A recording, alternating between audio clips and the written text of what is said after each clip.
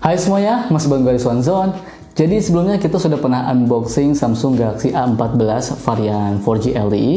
Dan di video ini gue mau share ke kalian pengalaman gue setelah menggunakan HP ini, Galaxy A14 4G LTE. Apa aja yang menarik dari HP ini? Alasan apa yang bisa membuat kalian membeli HP ini? Ya intinya, apakah HP ini layak dibeli? Tonton video ini sampai beres. Langsung aja, mari kita bumper simple dulu. Agak lemes ya? Masih pada puasa nggak sih? Let's go! Oke, baik. Jadi alasan pertama kenapa kalian harus membeli HP ini, yaitu kameranya. Jadi ada dua varian ya untuk HP ini. Varian yang 4128 yang harganya tuh 2,399, dan ada juga varian 6128 yang harganya tuh 2,699. Nah, yang gue punya ini tuh varian 4128, jadi di harga 2,3 jutaan ini menurut gue kamera HP ini tuh udah bagus di kelasnya. Punya setup 3 buah kamera di belakang 50 megapiksel, kemudian 5 megapiksel ultra wide angle, 2 megapiksel makro. Jadi selain punya 3 buah kamera belakang itu bisa menjadi nilai plus ya untuk beberapa orang. Yang gue suka di harga 2 jutaan ini, HP Samsung tetap ngasih kamera ultra wide angle. Gue yakin banyak di sana yang sama kayak gue, yang suka dan butuh banget sama yang namanya kamera ultra wide angle. Dan di harga ini Samsung masih ngasih kamera ultra wide angle. Good job Samsung. Selain itu, hasil kamera dari HP ini tuh sudah oke ya, dan tentunya layak di-share di sosial media. Asal kita motret di kondisi cahaya yang cukup. Nah, walaupun nggak ada lensa depth sensor, tapi HP ini tuh bisa mengambil foto potret dengan baik ya, mau itu untuk objek manusia atau juga untuk objek lainnya. Nah, foto 50 megapiksel di HP ini juga bisa gue bilang sudah bagus. Detail dan warnanya tuh masih khas Samsung banget. Saturasinya lumayan naik, tapi tidak over ya. Dan detail ketika di zoomnya juga masih oke, bisa dilihat dengan baik. Walaupun kamera di HP ini tuh nggak ada night mode, tapi malah kadang di beberapa kondisi gua lebih suka ya sama hasil jepretan low lightnya. Terlihat lebih natural, ya kalau di fotonya tuh jadi terlihat lebih natural dan lebih ya ini tuh lagi malam gitu. Nah, untuk di-share di sosial media, hasil foto malamnya ini tuh menurut gua udah lumayan. Walaupun kalau kita zoom masih terlihat noise ya dan kurang detail. Intinya memang menurun ya kualitas ketika daylight, kemudian foto di kualitas low light itu bakal menurun. Tapi kalau misalnya kalian memang gak butuh-butuh amat ya foto malam, overall nggak masalah. Nah, sedangkan nih untuk kamera depannya punya resolusi 13 megapiksel, dan untuk hasil selfie-nya sudah cukup bagus menurut gua. Detailnya udah oke, dan skin tone-nya juga terlihat normal ya, nggak over exposure atau over contrast gitu. Dan buat kalian yang hobi foto potret, di Galaxy A14 ini tuh blur dari mode potretnya ini tuh bisa kita ubah sesuai dengan selera kita. Bisa blur biasa, ada spiral, ada zoom, dan bisa juga color pop. Nah, sekarang gue mau ngajak teman-teman nih yang nonton sekarang, langsung aja tulis di kolom komentar pendapat kalian gimana nih soal hasil kamera dari Galaxy A14 ini. Sekalian ya, langsung lihat aja nih. Ini adalah beberapa hasil foto menggunakan Galaxy A14 4G LTE.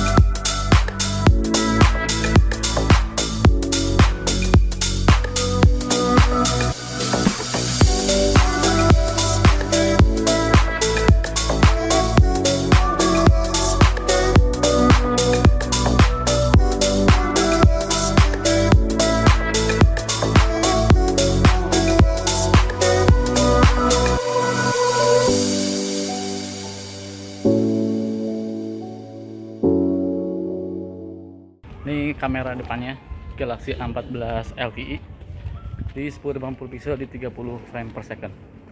Kalau ngeliat dari previewnya ini tuh skin tone-nya tuh bagus ya. Warnanya juga oke nih, warna-warna dinding ininya juga nih tuh. Detail hijaunya juga, kuningnya juga bagus. Tapi nanti teman-teman bisa lihat sendiri pas teman-teman lihat di layar masing-masing. Ini adalah kamera depannya ya. Tes. HDR-nya ya seperti ini. Ya harga 2 jutaan. Kamera belakangnya Galaxy A14. Fokus. Kok nggak fokus ini? Nah, sudah deket ya, baru fokus. Oke, fokusnya baru pindah. Agak lama fokusnya ya. Ini 1080 pixel di 30 frame per second. Videonya ini tuh bisa kita zoom 2 kali, kemudian bisa 4 kali zoom. Nah, ini 4 kali dan 10 kali zoom. Jadi untuk kamera utamanya ya, kita juga bisa menggunakan kamera ultra wide angle, cuman harus kita stop dulu. Nah, ini di posisi masih yang sama. Ini ultra wide angle 1080 pixel di 30 frame per second. Tidak bisa di zoom ya. Kalau ultra wide angle ya udah segini aja gitu kan. Segini aja. Tuh, jauh kan. Tuh. Ya ultra wide angle seperti inilah ya. 1080 pixel di 30 frame per second. Kalau misalnya kita pakai jalan nih ultra wide angle, kita jalan kaki pakai ultra wide angle ya ini ya. Nih, teman-teman bisa lihat sendiri gimana kualitasnya. Ini handheld ya. Kamera utama nih kita ajak jalan kaki, kamera utama. Seperti ini jalan kakinya nih, kita jalan kaki. Terus kita menuju masjid mau sholat Jumat. Oke, berikutnya alasan kedua kenapa HP ini tuh layak dibeli, menurut gua adalah baterainya. Walaupun sebenarnya nih pengecasannya ini tuh masih 15 watt ya, di angka 2,3 masih 15 watt, yang mana kalau misalnya kita mau ngecas full itu bisa sampai 2 jam 30 menitan. Lama sih kalau menurut gua itu ya. Tapi HP ini tuh punya baterai 5000 mAh dan menurut gua ini udah awet. Udah oke banget, bisa digunakan seharian untuk menemani aktivitas kalian. Nah, gue tuh buktiin menggunakan tes sintetis ya, menggunakan aplikasi PCMark dari 100% sampai 18%. Baterai HP ini tuh bisa bertahan 15 jam 27 menit. Sudah sangat awet banget ya untuk HP harga 2 jutaan. Nah, kalau dipakai browsing doang, baterainya ini tuh bisa awet sampai 21 jam. Kemudian kalau dipakai nonton video offline bisa awet sampai 20 jaman. Dengerin musik bisa sampai 96 jam. Terus gue juga coba nonton YouTube 1 jam menggunakan WiFi ya. Baterainya ini tuh cuma berkurang 5% aja. Kemudian gue juga coba main Mobile Legends sekitar 6 menitan, baterainya ini tuh berkurang hanya 2% aja. Nah, ngomongin baterai biasanya ada kaitannya selalu dengan performa. Nah, untuk spek dari HP ini tuh menggunakan chipset dari Exynos ya. Ini adalah Exynos 850 yang keluarannya ini tuh sebenarnya ini adalah chipset entry level keluaran tahun 2020. RAM-nya 4GB dan ROM-nya ini tuh 128GB yang sudah support microSD sampai 1TB. Sudah menggunakan Android 13 dengan One UI Core 5.1. Nah, teman-teman bisa lihat sendiri ya, melihat dari skornya nih, tentu HP ini tuh memang gak kenceng-kenceng banget, tapi untuk aktivitas harian menurut gue ini sudah sangat cukup. Target market HP ini tuh memang lebih ke penggunaan kasual ya, kamera yang bagus dan baterai yang awet. Menjalankan aplikasi cukup lancar, walaupun kadang memang bakalan cukup terasa ada jeda ya atau delay sedikit. Nah, langsung aja nih gue coba game Mobile Legends ya. Untuk settingannya ini tuh mentok di grafis ultra dengan refresh rate tinggi, dan pas gue main pakai settingan ini, game bisa berjalan dengan lancar tanpa kendala. Cuma memang kalau lagi war ya, ngumpul banyak gitu, sedikit terasa ada frame drop. Jadi gue saranin kalau misalnya kalian mau main Mobile Legends lama-lama dan pengen lancar banget, smooth banget, gunakan settingan low saja.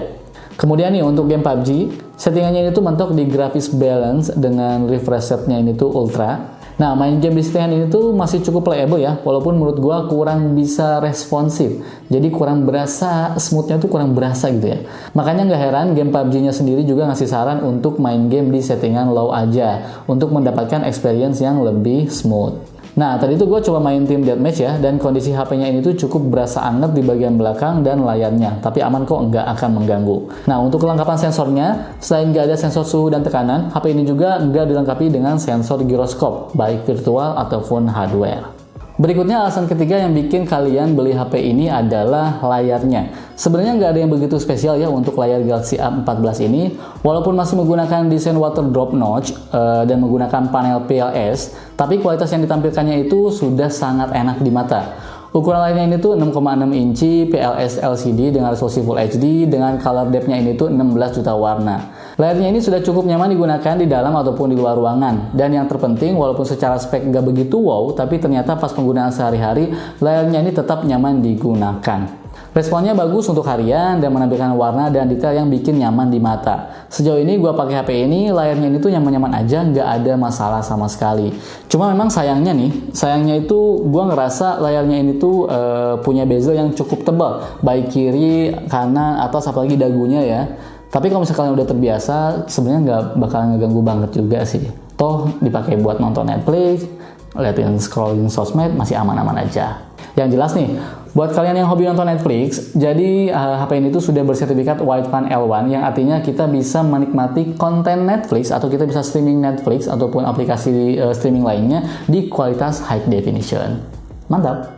Alasan berikutnya kenapa HP ini layak dibeli, soalnya HP ini sudah punya fitur NFC, Near Field Communication. Jujur, menurut gue fitur ini tuh sekarang itu adalah fitur yang wajib di HP yang baru di launching sekarang tuh kayaknya wajib gitu, harus ada fitur NFC. Nggak tahu kalian butuh atau enggak, tapi dari sudut pandang gue, jujur gue tuh sangat butuh banget NFC. Kenapa? Jadi gue bisa dengan mudah cek saldo e-money ataupun top up e-money melalui smartphone. Karena gue jadi gampang ya, gue nggak perlu ke Indomaret atau apa meret gitu ya untuk ngisi e-money kalau misalnya mau ke tol ataupun mau ke kereta ataupun mau ke busway gitu. Jadi lebih gampang dan lebih simple, cukup menggunakan smartphone ini saja, A14 ya, A14 4G. Nah, alasan terakhir yang bisa bikin kalian membeli HP ini adalah desainnya. Jadi di harga 2 jutaan, kalau misalnya kalian lihat dari jauh ya, ini tuh mirip desainnya Galaxy S23. Walaupun jelas feel megangnya tuh beda. Ini 23 kan harganya mahal ya, ini kan cuma 2 jutaan. Tapi secara looks-nya ini terlihat seperti Galaxy S23. Tapi jujur ya, untuk desain HP ini tuh jujur gue suka. Back cover HP ini tuh cukup bertekstur garis-garis, jadi nggak begitu licin pas dipegangnya. Dan pas pertama kali pegang HP ini langsung berasa pas di tangan. Punya build quality yang cukup solid serta dimensi yang pas dengan berat 201 gram. Walaupun terasa cukup berat, tapi ternyata menggunakan HP ini dalam durasi yang lama nggak bikin cepat pegel di tangan. Dan untuk biometriknya, seperti biasa, fingerprint di HP Samsung tuh selalu bagus ya, menyatu dengan tombol power. Fingerprintnya ini tuh punya kecepatan dan keakuratan yang jarang sekali meleset. Sidik jari bisa terbaca dengan baik. Sementara untuk face unlock-nya juga bisa mendeteksi wajah dengan cepat asalkan di kondisi cahaya yang cukup. Oke, baik, kesimpulannya. Apakah Samsung Galaxy A14 4G LTE ini tuh layak kalian beli? Menurut gua, kalau misalnya kalian lagi nyari smartphone dengan desain yang cakep, baterainya awet, dan kameranya yang sudah andal gitu ya, yang sudah bagus untuk aktivitas harian, serta ada NFC-nya, menurut gua HP ini tuh sangat cocok banget buat kalian. Nah, kalau ditanya nih, emang buat siapa aja nih HP ini tuh? Kalau menurut gua ya, cocoknya tuh buat anak sekolah, pelajar, mahasiswa, ataupun mungkin saudara kalian ataupun orang tua kalian yang baru migrasi dari feature phone ke smartphone. Atau misalnya kalian punya ART juga nih, ini kan sekarang lagi mau lebaran nih. Ini juga cocok banget buat dijadikan hadiah THR untuk ART kalian. Oke? Itu aja kali ya video kali ini, karena udah berisik ini ada bayi di sebelah. Astagfirullahaladzim, ya Allah. Puasa harus sabar. Semoga kamu cepet-cepet nggak nangis ya. Oke, kalau misalnya kalian tertarik sama HP ini, langsung aja cek linknya di kolom deskripsi, atau langsung aja kalian tanya ke gue ya kalau misalnya kalian penasaran apa-apanya, tulis di kolom komentar atau DM gue di Instagram di @rizwanzone. Oke, gue pamit. Assalamualaikum warahmatullahi wabarakatuh. Bye.